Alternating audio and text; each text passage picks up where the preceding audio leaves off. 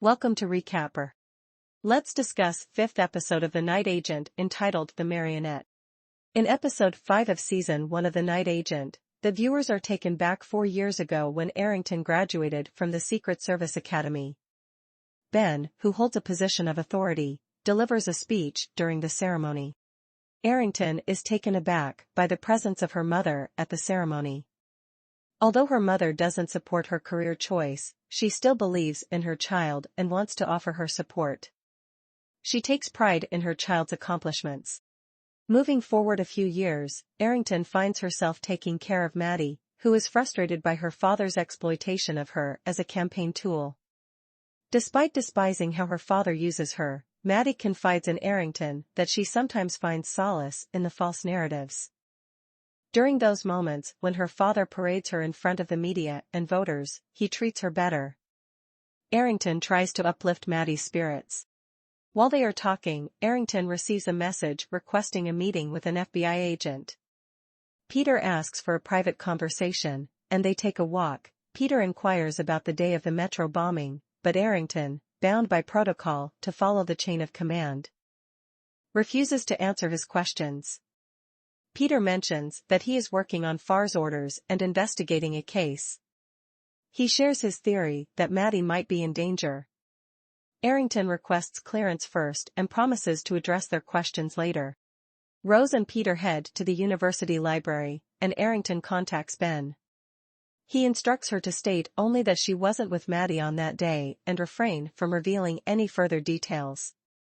Ben hangs up and proceeds to confront Farr regarding Peter's recent activities. Farr claims ignorance and suggests waiting for Peter to check in for more information. Ben expresses discomfort with Farr conducting a covert investigation. Farr assures him that there's nothing to worry about if he is clean.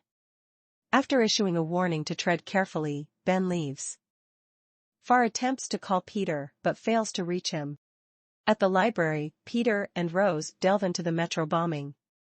Rose suggests accessing Hawkins' computer, but Peter informs her that it won't be possible. He believes that they stand a better chance of speaking to Hawkins' widow. Rose decides to stay behind and conduct research on the ring worn by the killer. Peter initially opposes the idea of separating, but he eventually agrees. He entrusts his new burner phone to Rose and asks her to check in periodically. Before leaving, he receives a call from Arrington, who informs him that Maddie is not involved.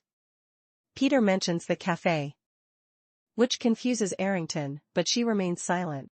He proceeds to Hawkins' house and engages in a conversation with his widow. After hearing Peter's account, the widow opens up and reveals that Hawkins had a close connection to the Campbells.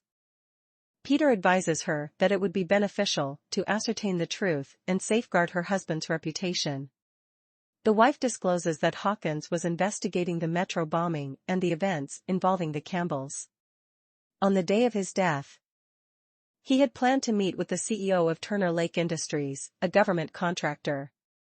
She didn't share this information with other agents because she wanted to protect her husband. Meanwhile, back at the White House, Ben summons Farr, the president, and the vice president for a meeting.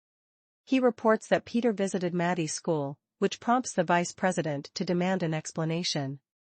The vice president expresses dissatisfaction upon learning that Farr has no new information and that Peter has yet to make contact. Farr maintains that Peter is loyal and insists there shouldn't be a problem. The president intervenes and requests a private conversation with Farr. She informs Farr that Peter and Rose are working on the Campbell's case. The president instructs Farr to bring Peter and Rose back and ensure their safety. Meanwhile, at the library, Rose discovers that the ring is connected to a discredited crown prince of Yugoslavia. The crown prince is also reported missing, and the person suspected in his disappearance bears a resemblance to Dale.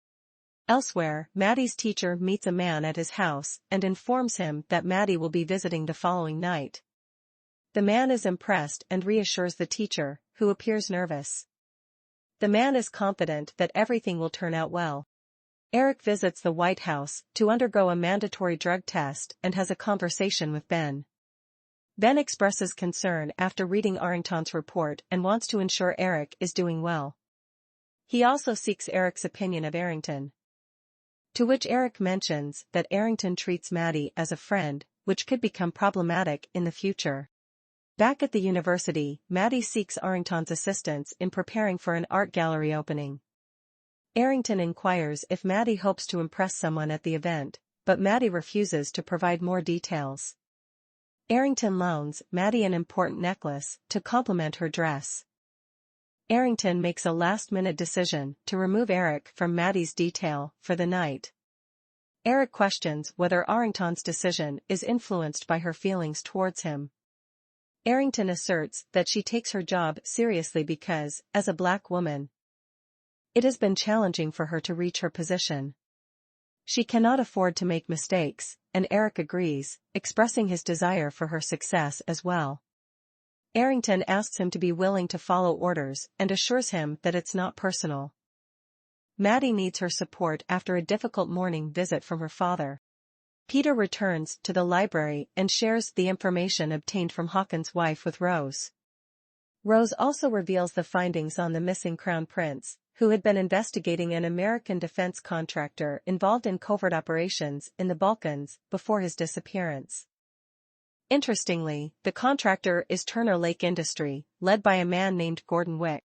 Peter contacts Farr to provide an update on Wick and other discoveries. Farr requests that they bring the evidence to the White House. After the call, Rose delves deeper and uncovers connections between the vice president and Gordon Wick. Outside the library, Dale and Ellen wait for Peter and Rose to exit. During their wait, Ellen brings up the topic of starting a family, but Dale opposes the idea, believing that parenthood is incompatible with their assassin lifestyle. Once Peter and Rose finally depart, Dale and Ellen begin tailing them. At the gallery opening, Maddie requests to use the restroom and takes the opportunity to escape through the window. Arrington discovers Maddie's disappearance later when she enters the bathroom to check on her and finds a note of apology on the mirror. She immediately calls for backup, and Eric and the rest of the team rush to assist. Meanwhile, Maddie arrives at her professor's house. He has been waiting for her and has even prepared dinner. However, Maddie is more interested in starting with dessert. As things begin to heat up, the man with the rattlesnake tattoo suddenly appears and kills the professor. He forcefully takes Maddie from the house, leaving behind a trail of blood. Eric expresses his suspicions regarding Maddie and the professor to the team. They quickly head to the professor's house, but find no trace of Maddie. Translate to Spanish. That was the recap of the 5th episode of The Night Agent. Thank you.